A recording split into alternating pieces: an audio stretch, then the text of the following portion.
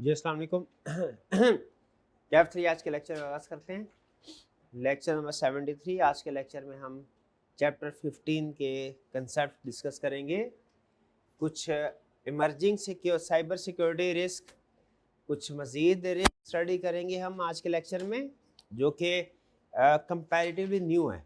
कल भी रिस्क पढ़े थे ना हमने। हाँ जी, ये समझ लीजिए कि न्यू रिस्क है, लेटेस्ट रिस्क, और फिर strategies for cyber security defence. ठीक है, वैसे तो डिफेंस का लर्निंग ऑब्जेक्टिव पहले है, लेकिन चूंकि तरतीब ये होती है कि रिस्क पहले और स्ट्रेटजीज बाद में, वो ज़्यादा लॉजिकल अरेंजमेंट लगती है, इसलिए हम पहले रिस्क स्टडी करेंगे, फिर उसके बाद स्ट्रेटजीज। लेकिन उससे भी पहले क्विज लिंक ग्रुप में शेयर कर दिया गया, व्हाट्सएप ग्रुप में, क्लिक कीजिए। तैयार है तो बताइए, स्टार्ट करें जी क्विज? नहीं,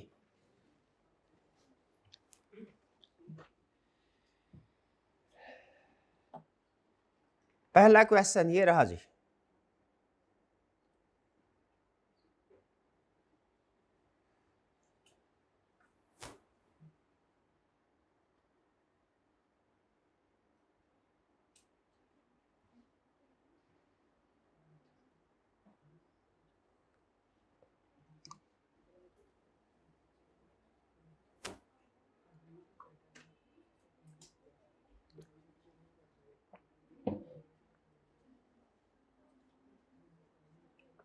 आज नहीं खेल रहे आप? आज नहीं क्यों? इंटेग्रिटी, इंटेग्रिटी रेलिवेंट है ना यहाँ पे भाई। कॉन्फिडेंशियलिटी नहीं, कॉन्फिडेंशियलिटी का तो मतलब ये है कि आपका कॉन्फिडेंशियल इंफॉर्मेशन लीक हो जाए। यहाँ पे कोई इंफॉर्मेशन लीक नहीं हो रही, उसको डाटा को चेंज किया जा रहा है, उसकी इंटेग्रिटी कंप्रोमाइज हो गई।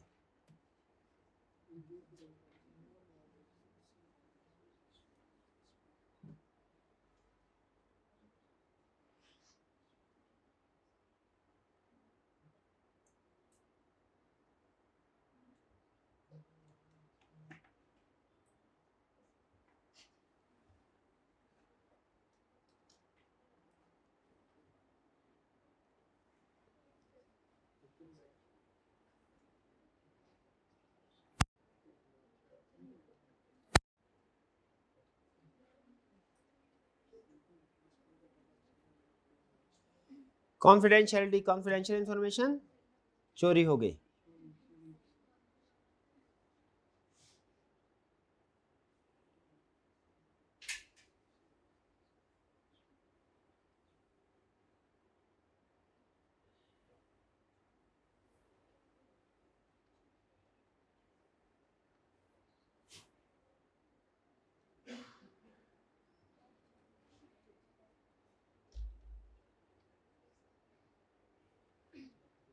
जी, साइबर क्राइम कौन सा है? ये कौन सा है? नहीं, कौन सा? DDoS, distribute denial of services है, जब मिलियंस ऑफ रिक्वेस्ट आती हैं और सिस्टम फिर रिस्पॉन्ड नहीं करता। फिशिंग नहीं है, फिशिंग में तो एक इंडिविजुअल को ईमेल सेंड की जाती है, मैसेज किया जाता है। फिशिंग के अंदर इंडिविजुअल्स को टारगेट किया जाता है, ये सिस्टम ओवरलोड हुआ।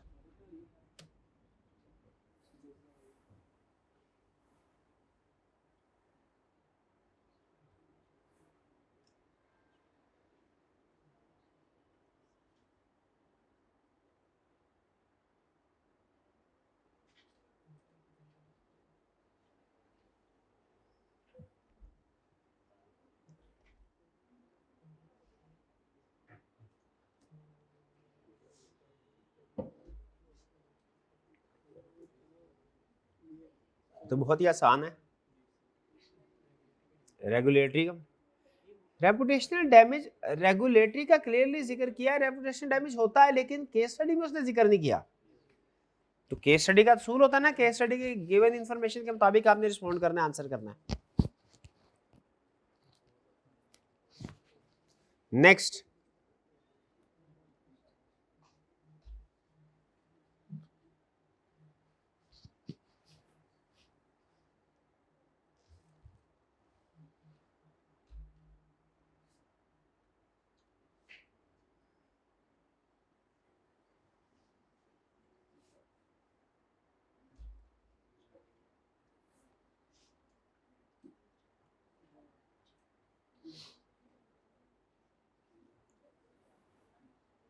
कौन सा मैलवेयर है ये?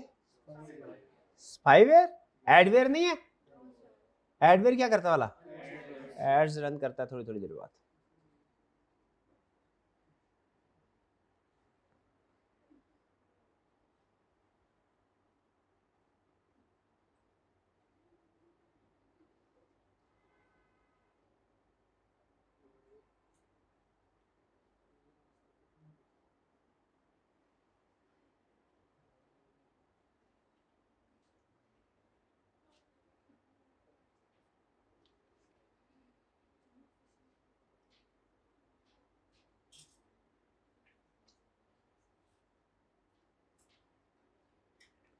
ट्रोजन हॉर्स यही होता है, नजर कुछ आता है और होता कुछ है, और हैकर्स को एक्सेस मिल जाती है सिस्टम की।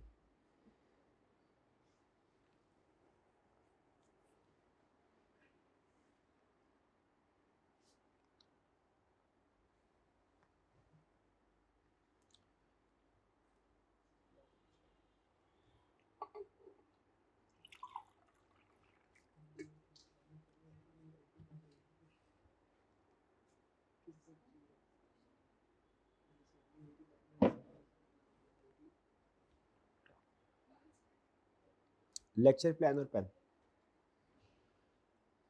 6 month fewer people shaved off hundreds of TriPack films vendor payments each day। यानी थोड़ी थोड़ी अमाउंट जो है वो गुम हो रही है। No single amount was large enough to be questioned. ये क्या है? सलामी अटैक।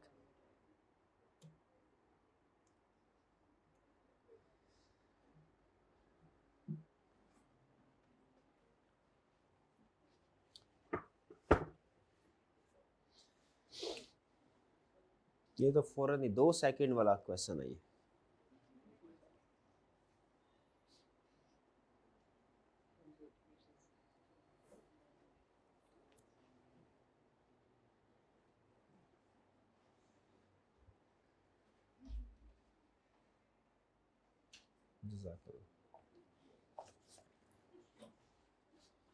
ये email spoofing.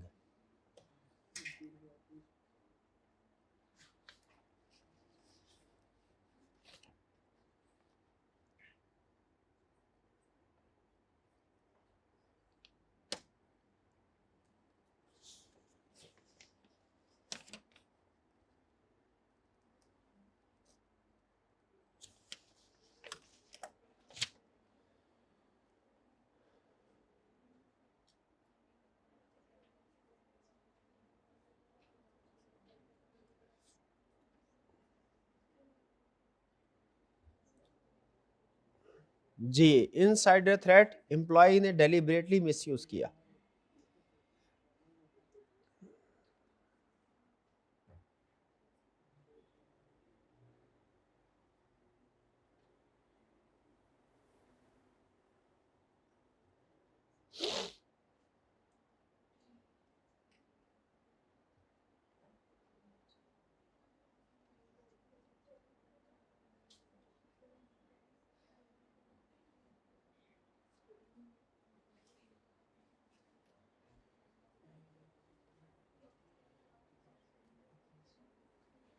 Under which law can Pakistan act against attackers?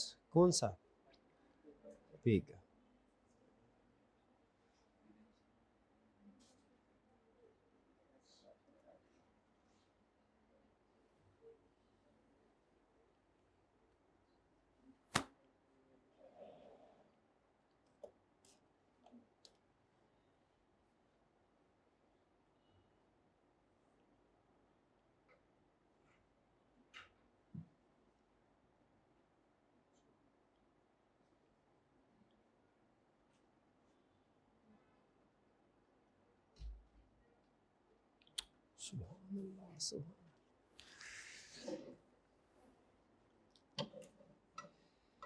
Ji, program spread by itself across network. जो प्रोग्राम अपने आप को स्प्रेड करता है, रेप्लिकेट करता है, कॉपी बनाता है अपनी और नेटवर्क पे स्प्रेड करने जाता है, क्या है वो?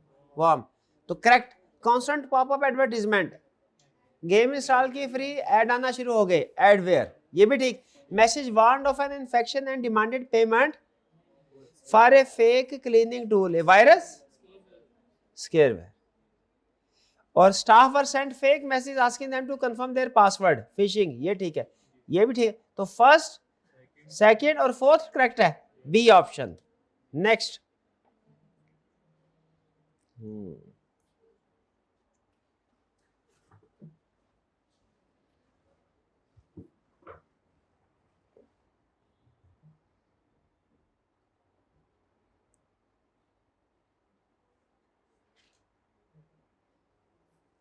हाँ ये केस कल पढ़े थे। किसी स्टूडेंट, चले पहले कंप्लीट हो जाए।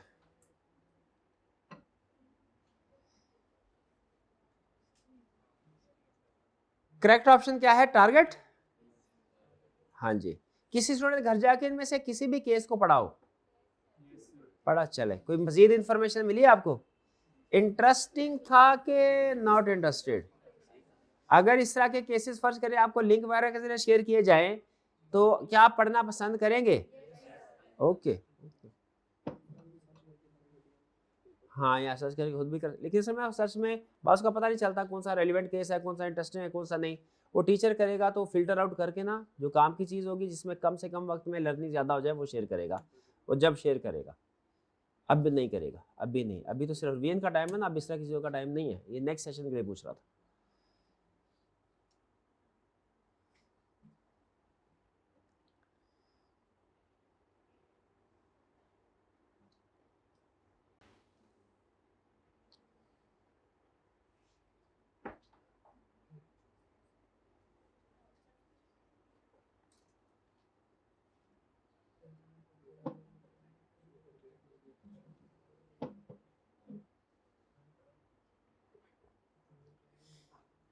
जवाब खुद दे के पूछ रहा होता है सवाल।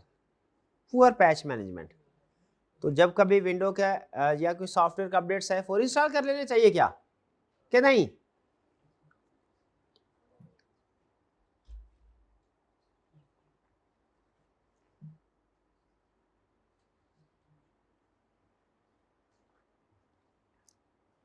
Lesson,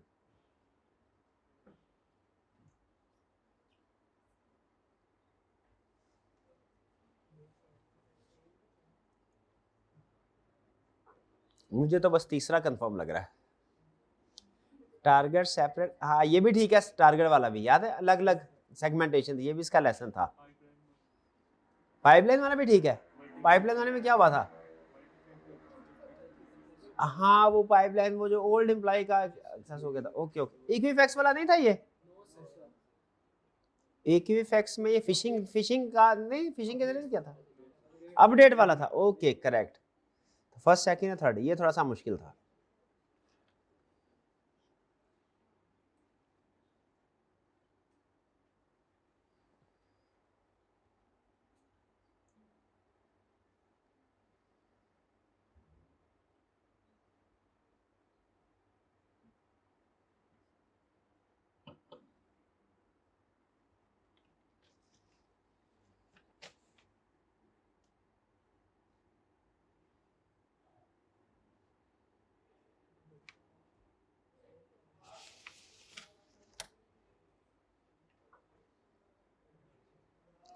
For finding same kind at cost, चले ठीक ही होगा। Critical software fix has been pending for 4 months. एक मिनट है, एक मिनट है, पूछ क्या रहा है भला? कौन सी वीकनेस है जो जिन्होंने इक्विफैक्स, टारगेट, बांग्लादेश बैंक और colonial bank,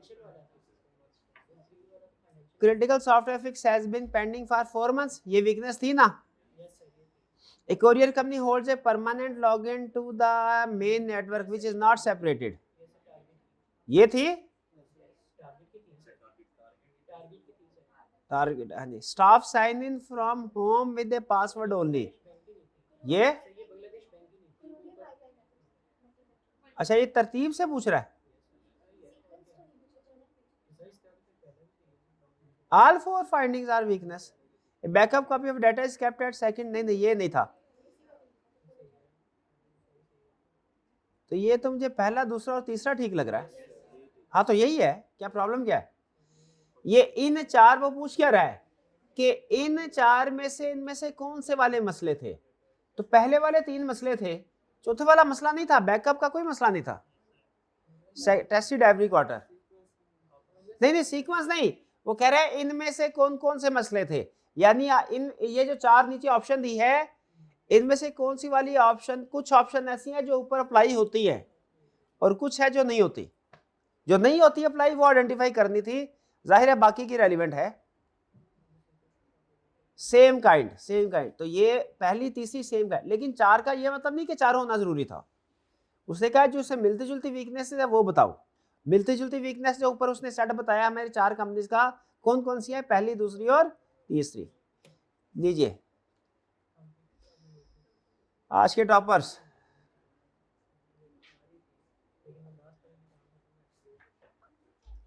first position, first कोई नहीं है जी, second, third, fourth, fifth, sixth, seventh, eighth, ninth, 10th,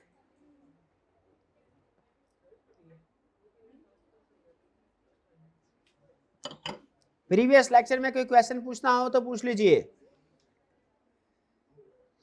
previous lecture में से कोई क्वेश्चन हो तो पूछ लीजिए।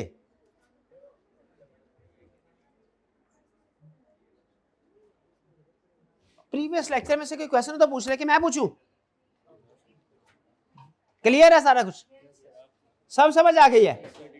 चले, डाटा डिडलिंग का मतलब यह है कि जो डाटा है उसमें चेंज कर दिया।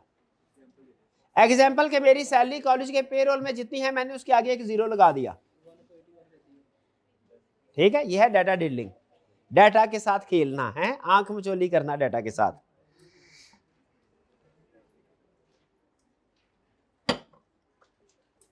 स्टार्ट करें जी।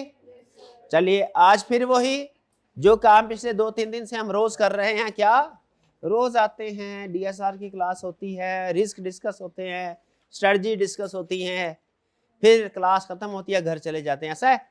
फिर घर जाके क्या करते हैं, सोते हैं, रिवाइज करना होता है, असाइनमेंट कर। असाइनमेंट से याद आया, कल की असाइनमेंट कितने स्टूडेंट्स ने की है? मिली ही नहीं। कल चीट शीट में ये चीट शीट का क्लास में जो असाइनमेंट नहीं थी उसमें नहीं थी। ओके, ऑनलाइन वाली असाइनमेंट तो थी। ऑनलाइन वाली कितने स्टूडेंट्स ने की है? 3-4। ऑनलाइन वाली नहीं की। अच्छा, ऑनलाइन वाली पता नहीं था, जो क्लास में असाइनमेंट दी नहीं है। आप ऐसा लगता है कि पहली दूसरी क्लास में बैठे हुए हैं, आपको हमारी क्लास की परंपरा का आज तक पता नहीं चला, तो फिर क्यों नहीं उसका पालन किया? क्यों नहीं? दिल नहीं किया, ये वजह थी, दिल नहीं किया। स्टार्ट करें। रिस्क, अब मैं नहीं, अब जितने रिस्क हमने डिस्कस कर लिए, मैं तो कोई नया रिस्क आएगा तो मैं बताऊंगा, पुराना रिस्क मैं नहीं बताना, मैं आपसे पूछूंगा। डन? आपको की त्रास तो नहीं है ना? चलिए, सबसे पहला आर्टिफिशियल इंटेलिजेंस रिस्क। इसको छोड़े क्या लिखा हुआ है पहले मुझे बताइए। एआई की वजह से क्या रिस्क राइज हो सकते हैं? साइबर अटैक्स सोफिस्टिकेटेड हो सकते हैं, ठीक है, ओके। और इसका हल क्या हो सकता है?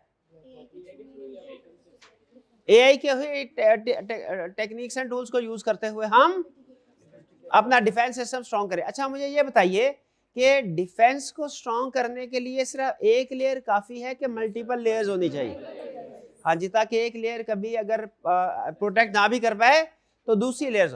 चलिए, कह रहा है इमर्जिंग न्यू टेक्नोलॉजीज की वजह से नए रिस्क भी आते हैं। एग्री करते हैं? New technology, new risk, new technology. तो क्या एआई की वजह से रिस्क राइज होंगे? ये एआई न्यू टेक्नोलॉजी है, internet of thing new technology है, क्लाउड कंप्यूटिंग न्यू टेक्नोलॉजी है, इन सब की वजह से रिस्क होंगे। न्यू टेक्नोलॉजीज की वजह से, इमर्जिंग टेक्नोलॉजीज की वजह से कौन कौन से रिस्क है? एआई के रिस्क, और कौन सा? क्लाउड कंप्यूटिंग रिस्क और इंटरनेट ऑफ थिंग्स का रिस्क। एआई का रिस्क क्या है? सबसे पहले एआई की वजह से रिस्क डीप फेक, एल्गोरिथम बाइस। एल्गोरिथम बाइस क्या है? एल्गोरिथम बाइस ये है कि एआई जिस डाटा की बेस पे ट्रेन हुआ है उसमें बाइस हो। इसकी क्लासिक एग्जांपल मैंने दी थी।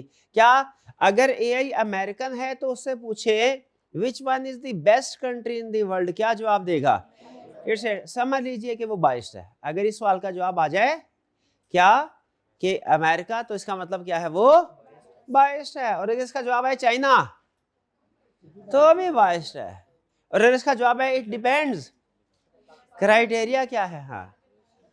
और अगर पाकिस्तान तो समझ वो यही नहीं है made in Pakistan. Lack of transparency, lack of black box problem. Black box problem का मतलब क्या है?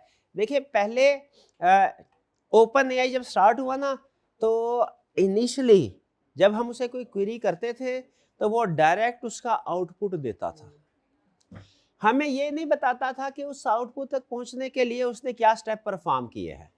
तो लोग क्रिटिसाइज किया करते थे ओपन एआई ओपन नहीं है। क्यों ओपन नहीं है? ये हमें बताता ही नहीं कि इसका थिंकिंग प्रोसेस क्या है। लेकिन अब जितने भी लगभग एआई मॉडल है, आप उनसे कोई क्वेरी पूछते हैं तो आपको पता है वो थिंकिंग डिस्प्ले करना शुरू कर देते हैं। स्टेप नंबर 1 क्या सोचा, स्टेप नंबर 2 में क्या सोचा, स्टेप नंबर 3 में क्या सोचा। ठीक है, क्या कितने स्टूडेंट्स एआई को यूज करते हैं और कितने स्टूडेंट्स एआई के थिंकिंग प्रोसेस को रीड करते हैं। उसको रीड किया करें, उसमें बड़ी काम, उसका थिंकिंग पैटर्न समझ आता है, आपको ये पता चलता है उसको इंस्ट्रक्शंस कैसे देनी है, वो कैसे सोचता है। ठीक है, मैं भी ये रीड किया करता हूं, हालांकि इसमें टाइम बहुत लगता है, लेकिन बड़ी काम की चीजें। वो कुछ किस टर्म का क्या मतलब लेगा, वो कहाँ गलती करता है, क्या अपने आप को सेल्फ करेक्शन कैसे करता है, वो सीखने को काफी चीज होती है। लेकिन बहरहाल, तो पहले ब्लैक बॉक्स अप्रोच क्या होती थी, यानी प्रॉब्लम क्या होती थी ब्लैक बॉक्स में, कि एआई इनपुट लेता है, इंस्ट्रक्शन आउटपुट देता है, लेकिन अपना थिंकिंग प्रोसेस नहीं बताता कुछ। लेकिन कुछ एआई मॉडल ऐसे हैं जो कि थिंकिंग प्रोसेस भी बताते हैं, ताकि आपको पता चले कि उस रिजल्ट तक कैसे पहुंचे हैं। तो लैक ऑफ ट्रांसपेरेंसी का मतलब ये क्या, मतलब कि एआई डिसीजन जो है वो हार्ड टू एक्सप्लेन हो, यानी एआई अपने डिसीजन को एक्सप्लेन ना करे। ये जो कि लिस्ट है, इसलिए मैं प्रोजेक्टर से पढ़ा रहा हूँ। ये सारी लिस्ट थी, रिस्क थी, स्ट्रेटजीज थी, मैं डायरेक्ट प्रोजेक्टर से पढ़ा दे। अनएथिकल यूज ऑफ एआई, क्या मतलब? ठीक है, वो जब इलेक्शन हो रहे थे, वो ट्रम्प की तस्वीर बना ली, वो न्यूयॉर्क पुलिस डिपार्टमेंट के लोग उठा के लेके जा रहे हैं उसको, आपने देखा होगा, स्कैंडल बना, अफवाह फैल गई कि ट्रम्प को, इलेक्शन से पहले ट्रम्प को पुलिस उठा के ले गई है। तो लोग बाज़ औक़ात ऐसा होता है कि एक फेमस पॉलिटिशियन की आवाज़ में आपको कोई मैसेज आ जाएगा जिसमें वो कहेगा कि जी मैं अब इलेक्शन में हिस्सा नहीं ले रहा, मेरे जो अपोजिट पार्टी के लोग हैं इनको वोट डाल दीजिए, या इस तरह की कोई चीज़। तो क्या एआई का अनएथिकल यूज़ किया जा सकता है? बिल्कुल। जैसे फेमस पर्सनैलिटीज़ होती है, तो आपने देखा होगा डीप फेक टेक्नोलॉजी के ज़रिए से इनकी फेक वीडियो इमेजेस बना दिए जाते हैं, जिनकी वजह से इनकी रेपुटेशन जो है उन पे बुरा असर पड़ता है। तो ये क्या है? Unethical use of AI. ये भी एक रिस्क है। और क्या है? Over reliance on autonomous AI. AI पे ओवर रिलाई करना, मतलब एआई ने जो भी जवाब जनरेट किया उसको सही मान के यूज कर लेना। हालांकि एआई यूज करने का सबसे पहला असूल पता क्या है? सबसे पहला कि एआई के आउटपुट को रीचेक करना होता है। एआई भी गलत हो सकता है, ऐसा है कि नहीं है? हाँ, क्योंकि एआई जिस डाटा पे ट्रेन हुआ है ना, उस डाटा में गलती हो सकती है, एआई का जवाब भी गलत हो सकता है। तो ये क्या रिस्क है? एल्गोरिथम बाइस। एल्गोरिथम बाइस का मतलब क्या है? ठीक है, कि डाटा जो है एआई बाइस डिसीजन दे सकता है। ट्रांसपेरेंसी नहीं है, थिंकिंग प्रोसेस का पता नहीं चलेगा आपको कि कैसे उसने आउटपुट जनरेट किया। अनएथिकल यूज किया जा सकता है, ओवर रिलाई किया जाता है। क्लियर? आगे चलते हैं नेक्स्ट। भैया ये रिस्क है, इसके स्ट्रेटजीज क्या हैं? रेगुलर ऑडिट करें और बायस डिटेक्शन हो। अच्छा, ये ऐसा नहीं समझना है, एक चीज मैं आपको बता दूं, ये ग्रुप वाइज कंसेप्ट है, यानी ये ना समझे आप क्या 1 2 3 4 रिस्क 4, 1 2 3 4 स्ट्रेटजी 4, तो पहले रिस्क की पहली स्ट्रेटजी, दूसरे रिस्क की दूसरी स्ट्रेटजी, तीसरे की तीसरी, ऐसा नहीं है। ये पूरा ग्रुप रिस्क है और इस पूरे ग्रुप की स्ट्रेटजी। हो सकता है पहली वाली चौथे के लिए हो, या चौथे और पहले दोनों के लिए हो। तो ये चीज पढ़ते हुए ध्यान में रखनी है। रेगुलर ऑडिट का मतलब क्या है? भैया जो भी एआई ने जवाब दिया है उसको चेक करो। बायस डिटेक्शन का मतलब क्या है? मुख्तलिफ सवालों के जरिए देखो कि एआई बायस तो नहीं है। जो बायस है उस वर्जन को यूज नहीं करना चाहिए। एथिकल एआई गाइडलाइंस, एथिक्स को फॉलो करें। जब भी कोई चीज आती है, ये हमारे पार्टनर ने जुमला बताया था, आज तक मुझे याद है फर्म के पार्टनर ने, कि जब भी कोई चीज आती है उसके साथ उसके एथिक्स भी आते हैं। लेकिन पाकिस्तान में सिर्फ प्रोडक्ट आती है, एथिक्स नहीं आते। मोबाइल आ गया, लेकिन मोबाइल किस वक्त साइलेंट रखना है ये नहीं समझ पाए हम। क्लास में बैठे हैं मोबाइल ऑन है, मस्जिद में गए मोबाइल ऑन है, ठीक है। हाँ जी, बहरहाल तो एथिकल गाइडलाइंस को फॉलो करें, एआई को यूज जरूर करें, लेकिन एथिक्स के अंदर रहते हुए एआई को यूज करें। ह्यूमन ओवरसाइट, चेकिंग करें आउटपुट की। ऑडिट का मतलब भी यही था लगभग। ह्यूमन ओवरसाइट का मतलब भी यही कि जो चीजें हैं वो रिव्यू, सारी चीजें ना पढ़े, अहम चीजें तो पढ़ लें। हाँ, कम से कम आइडिया तो हो जाए कि सही आउटपुट है कि नहीं। एक्सप्लेनेबल एआई, ऐसे एआई को यूज करें जो कि एक्सप्लेन करती हो कि वो डिसीजन तक कैसे पहुंचे, कि डिसीजन तक कैसे पहुंचे। क्लियर? हाँ जी बिल्कुल। वो बताते हैं साथ में। एआई को यूज करें ना, नेक्स्ट टाइम जब भी एआई को यूज करें तो रिस्पांस देने से पहले वो चंद सेकंड लेता है ना, 2-3, उन चंद सेकंड में सोच रहा होता है। आपने उसके थिंकिंग को पढ़ना है। हमारी सोच को तो नहीं ना आप कोई पढ़ सकते, इंसान की सोच को, मशीन एआई की सोच को पढ़ सकते हैं। वो सिखाया हमने। भाई ये समझ आ गया लेटेस्ट एआई के, कोई प्रॉब्लम इसमें? स्वयं इसके के याद कैसे करना है, बाकी तो कोई प्रॉब्लम नहीं है। समझ आ गया कि नहीं आया? आगे चलते हैं। Internet of things risk, internet ये तो पहले पढ़ लिया होगा सारे का सारा, यकीन करें। ये इंटरनेट ऑफ थिंग्स वाला टॉपिक था ना, उसमें पढ़ लिया था, नहीं याद? पढ़ा तो बताया क्या है इंटरनेट ऑफ थिंग्स? हमें बताया ये डिवाइसेस, छोटी छोटी डिवाइसेस को इंटरनेट के जरिए कनेक्ट कर देना। More devices is equal to more risk. कैसे? रिस्क क्या है? Inadequate device security. Device secure नहीं है, जब ज्यादा डिवाइसेस हो सिक्योर करना मुश्किल हो जाता है। वैसा ही है जैसे कह रहा है डिफॉल्ट पासवर्ड सारी डिवाइसेस का रखा, किसी ने चेंज नहीं किया। जितने भी सिक्योरिटी कैमरा है डिफॉल्ट पासवर्ड, एक का भी अगर डिफॉल्ट पासवर्ड आपने चेंज ना किया और हैकर ने उसको एक्सेस कर लिया, मतलब हैकर ने पूरे नेटवर्क को एक्सेस कर लिया। दहशतगर्द हवा, 200 कमरे हमारे होटल के, किसी एक कमरे में भी घुस गया ना तो होटल के अंदर एंट्री हो गई, अब वो पूरे होटल को तबाह कर सकता है।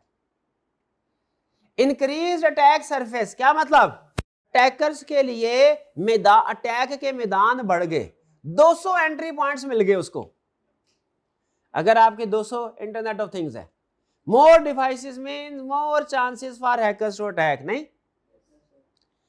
डाटा प्राइवेसी कंसर्न्स, डाटा एक जगह पे नहीं बहुत सी जगह पे कलेक्ट हो रहा है, तो वहां पे चोरी का चांस भी ज्यादा है, ठीक। वो पहले मुहावरा होता था, all the eggs should not be in one basket, इस तरह का कोई होता था मुहावरा, है ना। सारे अंडे एक ही टोकरी में नहीं होने चाहिए। क्यों नहीं पता? इंग्लिश नहीं पढ़ी थी क्या? ये मुहावरा नहीं होता था, ये सारे अंडे एक टोकरी में नहीं होने चाहिए, हमारे दौर में होता था। चले छोड़े, बहरहाल तो क्यों भाई एक जगह पे चीजें हो कंट्रोल करना आसान है। हाल मैं ये बताना चाह रहा था कि मुहावरा जो है पुराना है, अब क्या है कि भैया एक जगह पे रखो फिर उस पर नजर रखो, उसके ऊपर। वॉरेन बफेट का असूल है, इन्वेस्टमेंट हो होता है, इन्वेस्टमेंट डिफरेंट कंपनी में करो, लोग ये कहते थे। वॉरेन बफेट कहता है नहीं, इन्वेस्टमेंट सबसे अच्छी कंपनी में करो फिर उसके ऊपर मुसलसल नजर रखो। यस, तो भैया कि अगर आपके पास 200 डिवाइसेस है तो फिर क्या कंट्रोल करना आसान होगा मुश्किल होगा? मुश्किल होगा। बॉटनेट अटैक्स, अटैक करने वाला भी क्या करता है, वो कहता है अच्छा मैं ऐसा है कि एक वायरस नहीं भेजूंगा अटैक करने के लिए, मैं वॉर्म भेजूंगा। वॉर्म क्या करेगा? रेप्लिकेट करेगा, वो सारी 200 की 200 डिवाइसेस पे अटैक करेगा। हैकर्स कैन कंट्रोल डिवाइसेस, इसके बोलते हैं बॉटनेट अटैक, यानी बॉट्स के जरिए से, कंप्यूटर एआई के जरिए से बॉट्स बना के डिफरेंट हर एक डिवाइस पे मल्टीपल अटैक, यानी मल्टीपल डिवाइसेस के लिए मल्टीपल अटैक प्लान किए गए। हर डिवाइस का अलग अलग समझ लीजिए कि एजेंट जो एआई के जरिए से एजेंट बनाए गए हैं उनके जरिए से उसको कैप्चर किया जा रहा है। बॉटनेट अटैक यानी पूरी फौज बना ली, आर्मी बना ली अटैकर्स की। अटैकर ने, हैकर ने क्या किया, कंप्यूटर के जरिए से, जैसे चैटबॉट होते हैं चैटबॉट, तो रोबोट के ऐसे रोबोट बनाए, रोबोट की आर्मी बनाई जिसने हर डिवाइस को जो इंटरनेट ऑफ थिंग्स थे उसके ऊपर अटैक किया। यह है बॉटनेट अटैक। मिटिगेशन स्ट्रेटजीज क्या है? नेटवर्क सेगमेंटेशन, हर एक इंटरनेट ऑफ थिंग को सेगमेंट कर दो सेंट्रल सिस्टम से, ताकि अगर एक कंप्रोमाइज हो दूसरे कंप्रोमाइज ना हो। ठीक। Device encryption, regular firmware update, strong authentication, multi factor authentication. भाई नाम से ही जाहिर है, क्या एक्सप्लेन करूं, जो कहते हैं एक्सप्लेन कर देता हूं। मिटिगेशन स्ट्रेटजी में क्लियर? ये फर्मवेयर क्या होता है? फर्मवेयर क्या होता है? तो बोला क्यों नहीं एक्सप्लेन करने? गूगल करो जरा, फर्मवेयर क्या है। शाबाश, काम खुद भी कर लिया करे। फर्म गूगल कर, गूगल, अब नेट का पैकेज खत्म हो जाना है। Firmware, what is firmware?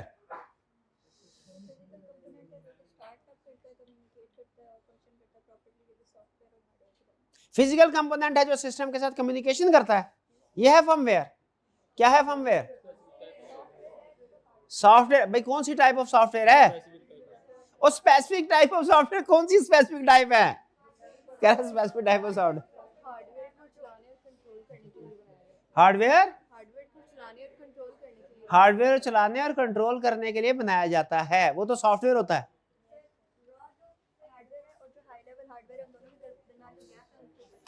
हाँ, हार्डवेयर कम्युनिकेशन के लिए यूज होता है। ये क्या, डिफरेंट हार्डवेयर डिवाइसेस के दरमियान में कम्युनिकेशन के लिए यूज होता है, ये कह रहे हैं। गोली मारे इसको, कोई ना कोई सॉफ्टवेयर है। फोकस क्या है कि सॉफ्टवेयर कोई सा भी हो उसको अपडेट करते रहो। फोकस किसके? अपडेट के ऊपर है। फोकस फर्मवेयर पे नहीं है, तो अपडेट करते रहे, करते रहे अपडेट। क्या अपडेट करें? फर्मवेयर। क्यों अपडेट करें?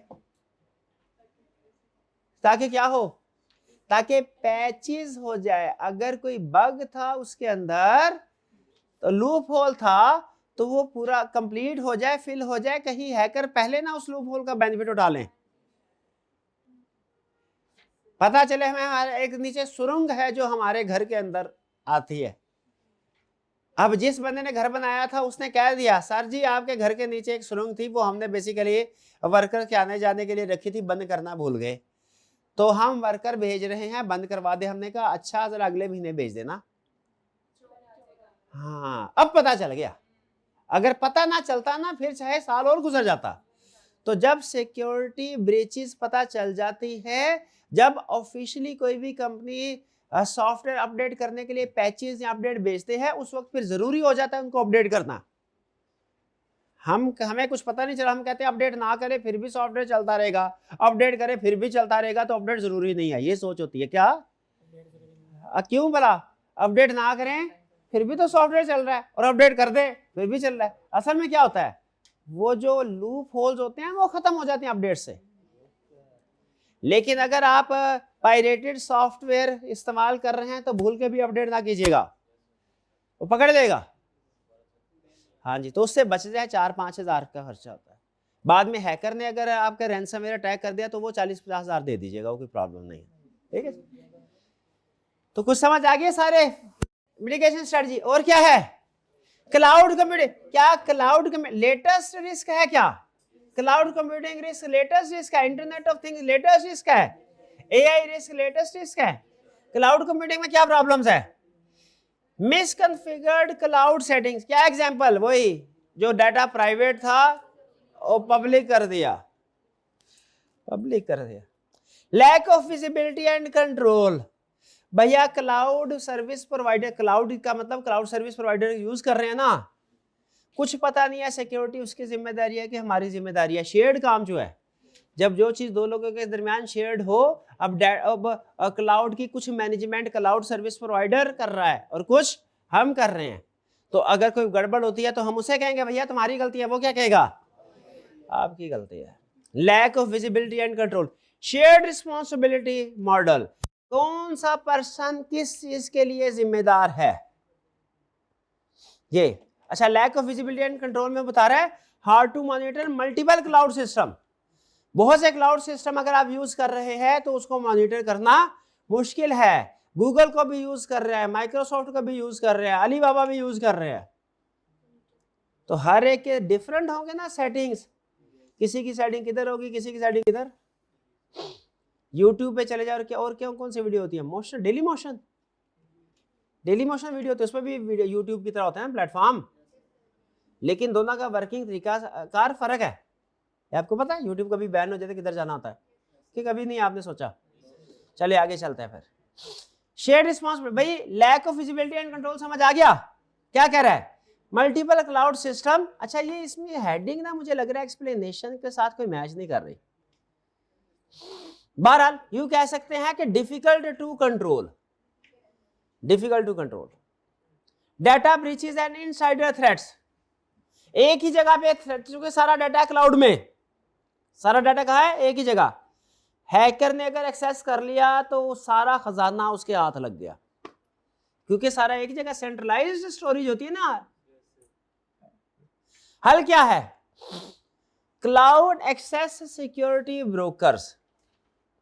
क्लाउड एक्सेस सिक्योरिटी ब्रोकर्स कौन है, ये क्लाउड की यूजेज को मॉनिटर करते हैं, कंट्रोल करते हैं। ब्रोकर से ये ना समझिएगा कोई नेचुरल पर्सन है, कोई नेचुरल पर्सन नहीं है, ठीक है। ये आपका प्रॉपर्टी ब्रोकर नहीं है, ये क्या है, क्लाउड एक्सेस सिक्योरिटी ब्रोकर। ये देखेगा कि क्या जितने भी आप क्लाउड के सर्वर यूज कर रहे हैं सबकी सेटिंग सेम है, ठीक है, सबकी सेटिंग में सिमेट्री होनी चाहिए। मल्टी क्लाउड गवर्नेंस फ्रेमवर्क, आपने सिक्योरिटी रूल जो अप्लाई करने हैं सारे फ्रेमवर्क सब पे एक जैसे करने हैं, ताकि आपको ये याद ना रखना पड़े कि किस क्लाउड की सेटिंग क्या थी। एक सेटिंग रखे, जैसे फॉर एग्जांपल जो फाइल डिलीट की तो कितना अर्सा तक रिसाइकिल बिन में रहे, 30 डेज तक। तो ये सब में सेटिंग्स क्या होनी चाहिए, 30 डेज, एक जैसी सेटिंग जितने भी क्लाउड यूज कर रहे हैं आप, ठीक है। सर्विस एक से लेनी, मेरा तो ख्याल है एक ही क्लाउड सर्विस प्रोवाइडर से सर्विस ले लेनी चाहिए। कहां पढ़ा था हमने कि डिफरेंट वेंडर्स को यूज करना है, वेंडर रिडंडेंसी, याद है। तो फिर इसमें प्रॉब्लम क्या है कि हाँ कि आप स्टैंडर्डाइज सेटिंग यूज नहीं कर सकते, प्रॉब्लम हो सकती है उसमें। तो हमें क्या करना चाहिए, स्टैंडर्डाइज सेटिंग यूज करनी चाहिए। Multiple cloud governance framework, framework का मतलब रूल्स। मल्टीपल क्लाउड को यूज कर रहे हैं उसमें प्रॉब्लम नहीं है, रूल्स उनके स्टैंडर्डाइज्ड होने चाहिए। Regular cloud configuration audit, configuration का ऑडिट करते रहे, कहीं ऐसा तो नहीं कि कोई चीज प्राइवेट होनी चाहिए और पब्लिक है। ये क्लासिक एग्जांपल है कॉन्फ़िगरेशन, और भी बढ़िया एग्जांपल है। आप कह रहे हो कि सर एक दफा लेकिन एक एग्जांपल हो ना, कंसेप्ट समझने आसानी होती है। Encryption and data management, cloud का डाटा एनक्रिप्ट कर दे, क्यों, टैग हो भी तो प्रॉब्लम ना। तो ये हमारे कुछ रिस्क है, कुछ समझ आते हैं, कौन से रिस्क है, साइबर सिक्योरिटी में कौन से, नहीं साइबर सिक्योरिटी रिस्क नहीं, इमर्जिंग का लफ्ज अहम है। इमर्जिंग रिस्क बोलेगा तो फिर इधर आना है। इमर्जिंग रिस्क में आपने वो क्लासिक रिस्क बता दिया ना, वो वायरस, एडवेयर, वो पुराने हैं, वो तो नस्ल दर नस्ल चल रहे हैं, नस्ल दर नस्ल चलने वाले नहीं। कौन से आजकल के आपके दौर के इमर्जिंग रिस्क कौन से हैं, unethical use of AI, unethical use of AI, ये अनएथिकल यूज है। अनएथिकल करते हो, एथिकल करते हो, करते नहीं, शाबाश। चलिए ये कुछ रिस्क समझ आ गए, उनकी स्ट्रेटजीज भी समझ आ गई। चलिए फिर मजीद अब क्या पढ़ना है हमने, strategies for cyber security defence, कुछ कॉमन स्ट्रेटजी। ये तो आपने रिस्क के हिसाब से स्ट्रेटजी पढ़ी ना, कि ये इमर्जिंग रिस्क उसके लिए ये स्ट्रेटजी, ये इमर्जिंग रिस्क के लिए ये स्ट्रेटजी, ये इमर्जिंग ये स्ट्रेटजी। अब भी स्ट्रेटजी पढ़ने जा रहे हैं, ये कौन सी स्ट्रेटजीज है, जनरल स्ट्रेटजी। मेन कंसेप्ट क्या है, स्ट्रेटजीज जितनी अच्छी हो उतना ही बेहतर है। कह रहे सर रोज स्ट्रेटजी पढ़ाना शुरू कर देते हैं, रोज तो क्यों रोज बड़ा, स्ट्रेटजीज जितनी ज्यादा हो हाँ रिस्क उतना ही कम होगा। तो अच्छा, ये कंसेप्ट हमारे कल वाले कंसेप्ट से कैसे फर्क है? कल भी तो रिस्क पढ़े थे, स्ट्रेटजी पढ़ी थी, ये इमर्जिंग है, वो क्लासिक्स थे।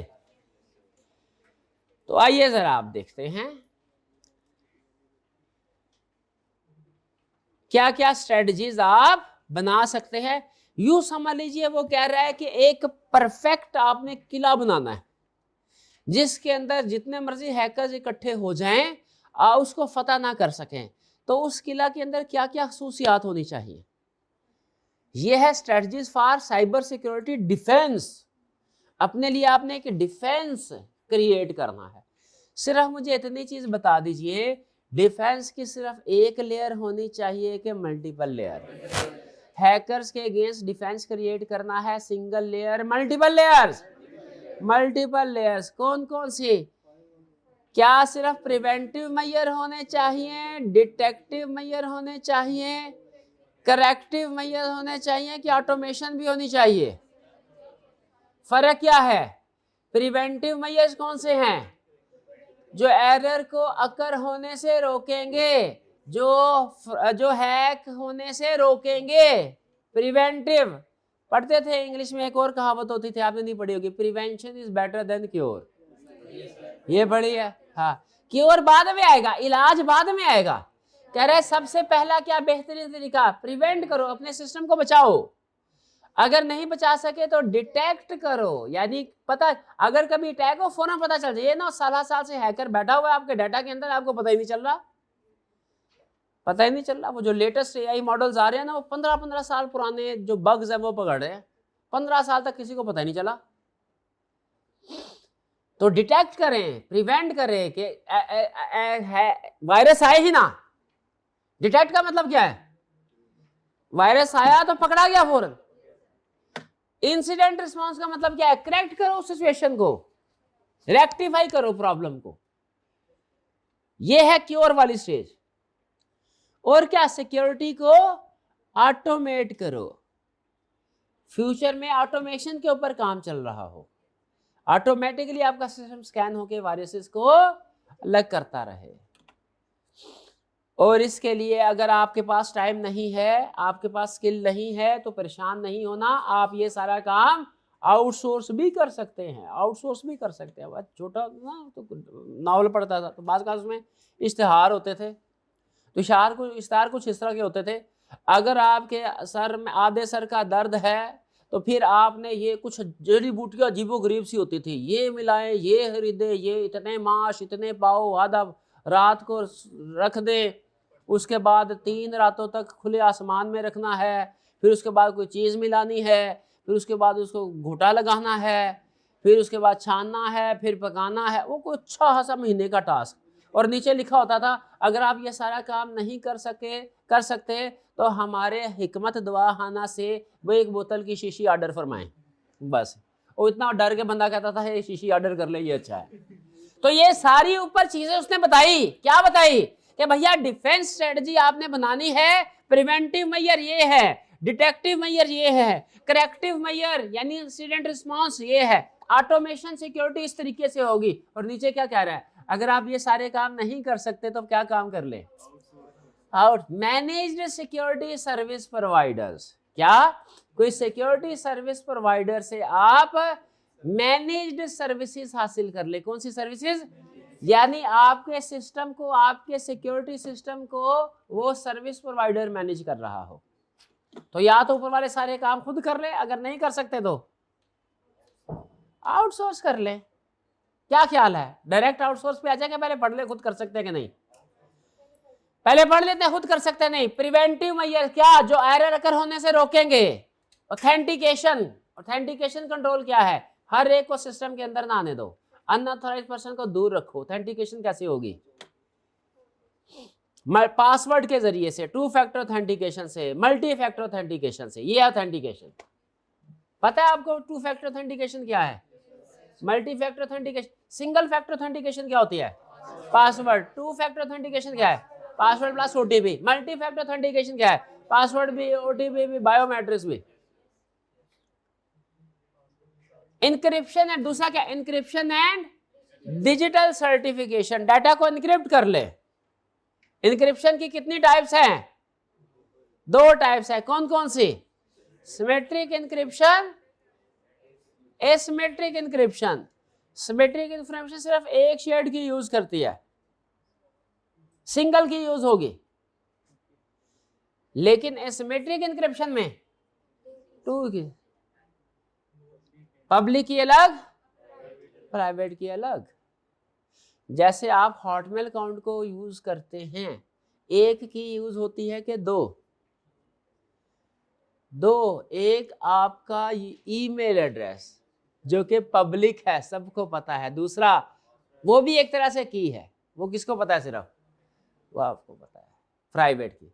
तो कुछ सिस्टम ऐसे होते हैं जिनमें एक ही की होती है, शेयर्ड की। अब बताइए कौन सा वाला ज्यादा सिक्योर होता है? सिंगल की वाला, जिसमें सिर्फ एक ही की होगी, जो पब्लिक होगी, जो शेयर्ड होगी, कि वो जिसमें 2 कीज होती हैं, पब्लिक अलग और शेयर्ड अलग? क्योंकि शेयर्ड वाली कॉन्फिडेंशियल होती है, ये ज्यादा सिक्योर है।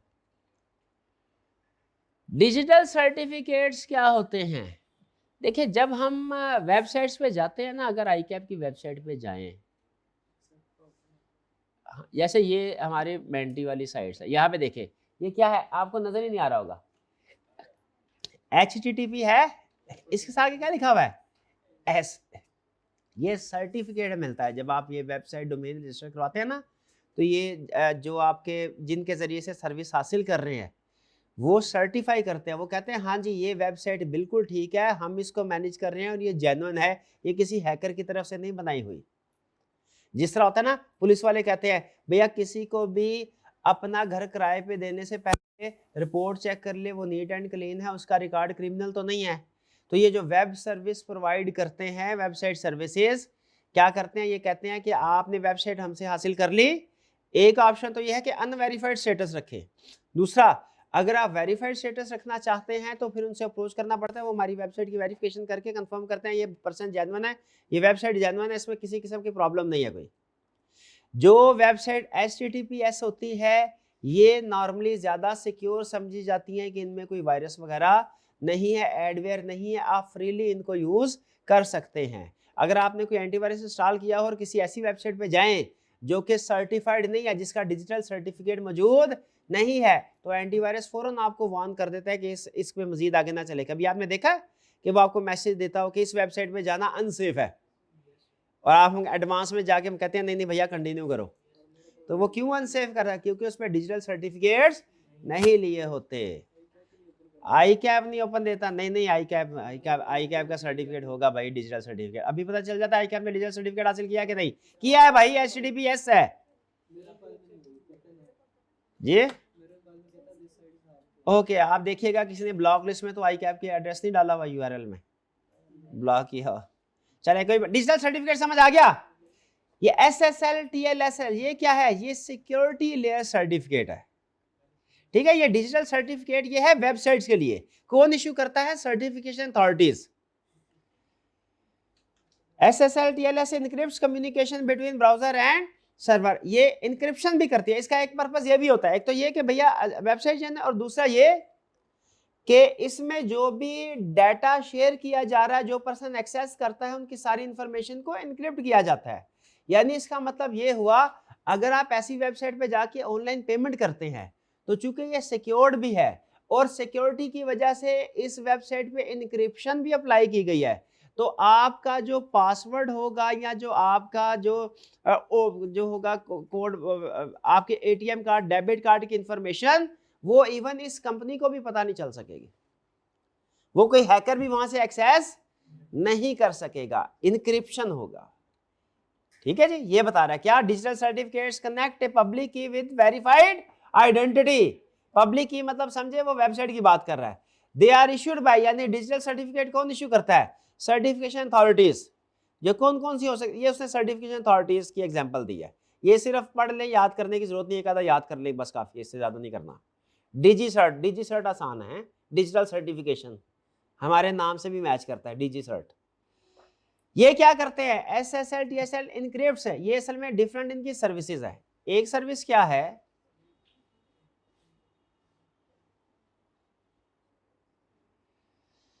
SSL TLS, ये है सिक्योरिटी SSL है सिक्योरिटी सर्विस लेयर, गालबन ये है सिक्योर्ड सर्विस लेयर, शायद ये है, और ये है ट्रांजैक्शन लेयर सपोर्ट, ये है गालबन। यह देखिए किसी से एब्रिविएशन है SSL और TLS,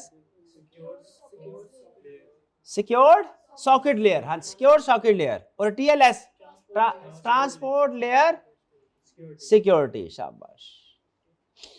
ठीक है, encrypts communication between browser and server. आप अगर किसी वेबसाइट को एक्सेस करते हैं और उसके साथ HTTPS लिखा हुआ है, ये S, तो इसका मतलब क्या है? S mean secure. इसका मतलब है इस वेबसाइट पे आप जो भी कम्युनिकेशन करेंगे वो सिक्योर्ड होगी, इनक्रिप्टेड होगी।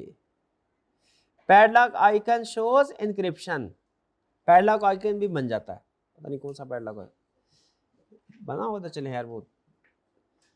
HTTP sends data in plain text. अच्छा, HTTP और HTTPS में क्या फर्क है? HTTP सिक्योर नहीं है, इसमें इनक्रिप्शन नहीं होगी।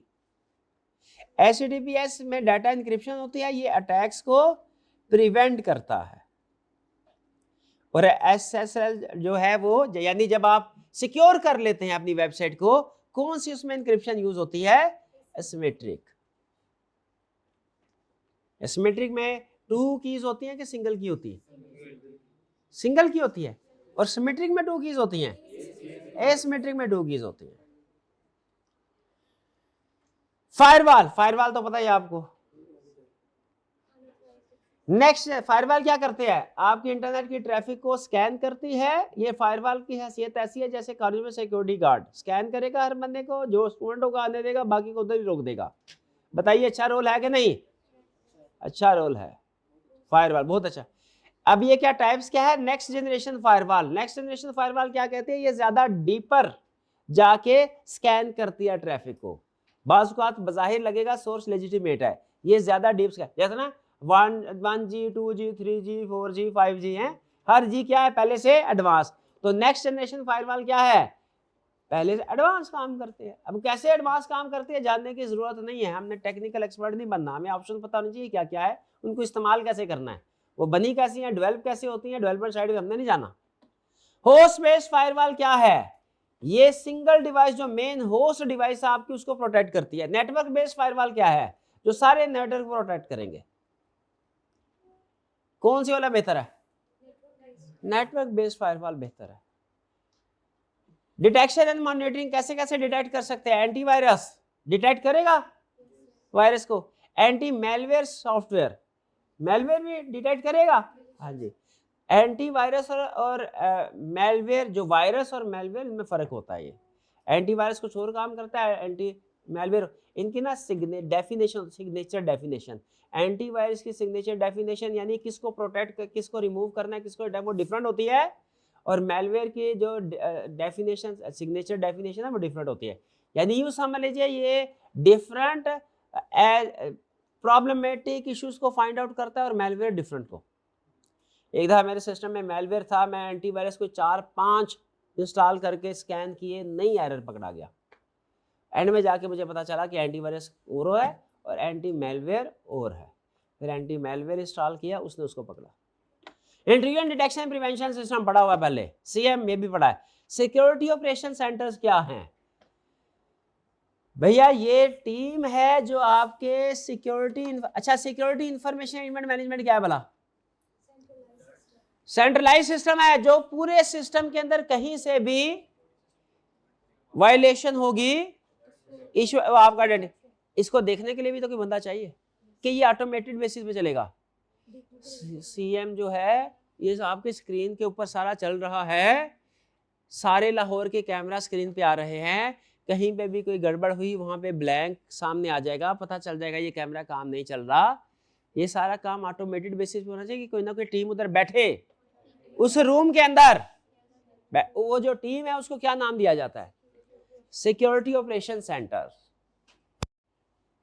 ठीक है, जो CM को क्या करेगी? मॉनिटर करेगी, और जहां पे एक्शन लेना होगा जरूरी एक्शन लेगी। डन जी, आगे चलते हैं। नेक्स्ट क्या है? Incident response. वकूआ हो गया, इसके बाद क्या करना है? Forensic analysis. जैसे पुलिस की टीम आके तफ्तीश करती है, वैसे ही IT एक्सपर्ट की टीम आके, 2 टीमें होंगी, एक क्या करेगी, जैसे कहीं पे खुदा ना खास्ता धमाका हो जाए, दो टीमें आएंगी, एक देखेगी धमाका क्यों हुआ, कैसे हुआ, किसने करवाया, उस तरफ जाएगी, और दूसरी टीम क्या करेगी, जख्मियों के इलाज मुआवजे की तरफ जाएगी, दो टीमें। उसी तरह जब कभी इंसिडेंट अकर होगा तो दो टीमें हमारी होंगी, कौन कौन सी, एक फोरेंसिक एनालिसिस जो क्या एनालिसिस करेगी कि ये प्रॉब्लम कहाँ से आई, कैसे आई, क्यों आई, और दूसरी कौन सी होगी, रिकवरी प्लान, कि अब है कि जैसे डाटा हमारे लिए अनअवेलेबल है तो कोई प्रोग्राम चलाया जाए कि ऑपरेशन दोबारा कंटिन्यू हो, डिजास्टर रिकवरी कैसे की जाए। और फिर पोस्ट इंसिडेंट एनालिसिस, जब आप ये सारा काम कर चुके तो फिर उसके बाद आपने एनालाइज करना है कि फ्यूचर में कैसे इस तरह की प्रॉब्लम से बचा जा सकता है। इसे कहते हैं पोस्ट इंसिडेंट एनालिसिस, कि जो अटैक हो गया अब कैसे उसको हमने आइंदा के लिए खत्म करना है। तो इंसिडेंट रिस्पॉन्स का मतलब क्या, इवेंट अगर हो गया उसके बाद क्या करना है, एक फोरेंसिक टीम आएगी, दूसरा रिकवरी टीम आएगी, तीसरा फ्यूचर में हम क्या कर देंगे, पोस्ट इंसिडेंट एनालिसिस। भाई कुछ समझ आ रही है। तो तरतीब हमारी क्या रही, प्रिवेंटिव, डिटेक्टिव और करेक्टिव। करेक्टिव को क्या नाम दिया इसने, ऑटोमेटेड सिक्योरिटी भी की हो सकती है। ऑटोमेशन कैसे हो सकता, standardize security protocol, tools automatically scan fix, continuous monitoring, AI track करेगी आपके सारे रियल टाइम में सारी चीजों को, और ऑटोमेटेड इंसिडेंट रिस्पॉन्स, स्कैन भी करेंगे। क्या कह रहा है बेसिकली, कह रहा है ऑटोमेटेड सिक्योरिटी में step number 1 standardize protocol set करें, यानी यू समझिए वो कह रहा है कि आप टूल्स लेके आइए ऑटोमेशन वाले।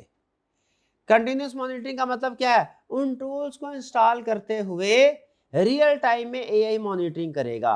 ये टूल्स लेके आने का नाम है जो कि क्या करेंगे, स्कैनिंग करेंगे। ये उन टूल्स के जरिए कंटिन्यूअस मॉनिटरिंग का नाम है। और फिर अगर मॉनिटरिंग में कोई इश्यूज आते हैं तो ऑटोमेटेड इंसिडेंट रिस्पांस क्या है, नहीं मुझे ये नहीं समझ आ रही, ये इंसिडेंट रिस्पांस ऊपर भी है या नीचे भी है, फर्क क्या है, ये ऑटोमेटेड है, ऊपर क्या था, मैनुअल बेस्ड था। यस, समझ आया। तो बताइए, साइबर सिक्योरिटी डिफेंस क्रिएट करना है हमने अपने सिस्टम का डिफेंस इतना स्ट्रांग करना है कोई भी हमें अटैक करके सिस्टम हैक ना कर सके। कितने लेवल पे काम करना है, प्रिवेंटिव लेवल पे काम करना है, डिटेक्टिव लेवल पे, और फिर करेक्टिव यानी इंसिडेंट रिस्पांस, और इंसिडेंट रिस्पांस बाद उसके वेरिएशन ऑटोमेटेड रिस्पांस। डन। आखिरी कंसेप्ट, या तो ये सारा काम कर लें आप, या क्या करें, दवा खाने से 20 रुपए की शीशी मंगवा लें। हाँ जी, रोज का एक कैप्सूल। कह रहा है 5 मैनेज सिक्योरिटी सर्विस प्रोवाइडर, ये 5th कंसेप्ट है। मैनेज सिक्योरिटी सर्विस प्रोवाइडर क्या, एक्सटर्नल कंपनीज हैं that manage cyber security for organization. वो क्या क्या प्रोवाइड करते हैं, वो एक्सपर्ट की टीम भी प्रोवाइड करते हैं, टूल भी प्रोवाइड करते हैं, 24/7 प्रोटेक्शन भी। भाई मैनेज सिक्योरिटी सर्विस क्यों प्रोवाइडर अहम है, एक हर वक्त मॉनिटर, ये पूरा हमारे 24 घंटे हमारे कंपनीज को के ऊपर नजर रखेंगे, सीसीटीवी कैमरा लगाए होंगे, बैठ के हमारी कंपनी को वॉच कर रहे होंगे। एक्सेस टू एक्सपर्ट प्रोफेशनल की एक्सेस आपके वहां मिल जाती है, खुद हायरिंग नहीं करनी पड़ती, खुद नहीं ढूंढना पड़ता। Lower cost, in house team develop करें तो ज्यादा कॉस्ट पड़ेगी, ये आपके लोअर का। स्केलेबल सिक्योरिटी, स्केलेबल का मतलब क्या है, साइज बढ़ाना चाहे बड़ी आसानी से बना, उनके एक्सपर्ट उनके पास मौजूद है। आईएसओ जो इंटरनेशनल स्टैंडर्ड्स है उनको कंप्लाई करने में भी हेल्पफुल होता है, क्योंकि हमने थोड़ी कंप्लाई करना। टाइप्स ऑफ सर्विसेज, कौन कौन सी सर्विस ऑफर करते हैं, अभी हर तरह की सर्विस ऑफर करते हैं। जी जी जी शाबाश, मैं तो समझा सो रहे हैं आप तो जाग रहे हैं। जी जी बताइए, पूछिए।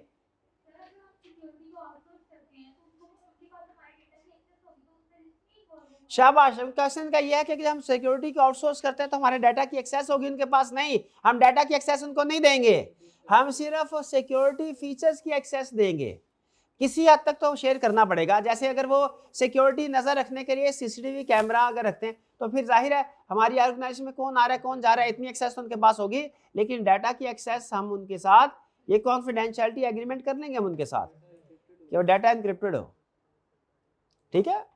डाटा इंक्रिप्टेड कर लेंगे, उसके बाद एक्सेस दीजिए।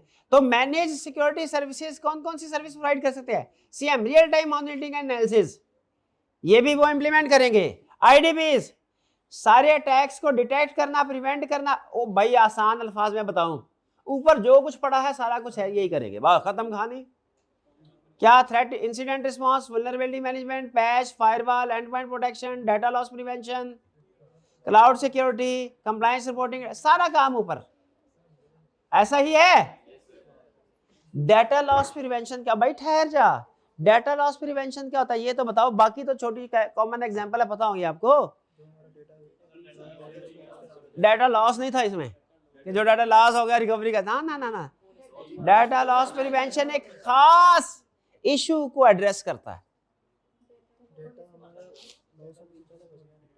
डाटा लॉस प्रिवेंशन भूल गए हैं कि डाटा हमारी कंपनी से बाहर ना जाए, याद है? ये एक इंसाइट पढ़ा था कहीं हमने, इसका नाम डाटा लॉस प्रिवेंशन, ठीक है। और ये एंड पॉइंट प्रोटेक्शन क्या है?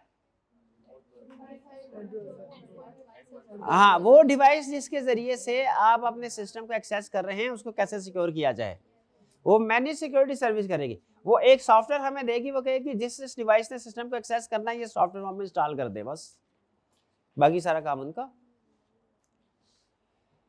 कंप्लायंस रिपोर्टिंग, इंटरनेशनल स्टैंडर्ड्स के साथ कंप्लायंस जो है वो भी इंश्योर करेंगे और उसके मुताबिक आपको रिपोर्ट देंगे कि आप कंप्लायंस कर रहे हैं, ताकि कहीं पे सबमिशन करवानी अगर तो करवा सकें। बाज़ औक़ात डिफरेंट पार्टी के साथ कॉन्ट्रैक्ट करने से पहले वो पार्टीज ये कहती हैं सर हमें बताइए कि आप इंटरनेशनल स्टैंडर्ड को कंप्लाई कर रहे हैं, ये रिपोर्ट्स वहाँ पे काम आती हैं। क्लाउड सिक्योरिटी मॉनिटरिंग, यानी कि क्या सेटिंग्स ठीक है सारी, कोई कॉन्फिडेंशियल डाटा वहाँ पे पब्लिकली अवेलेबल तो नहीं है।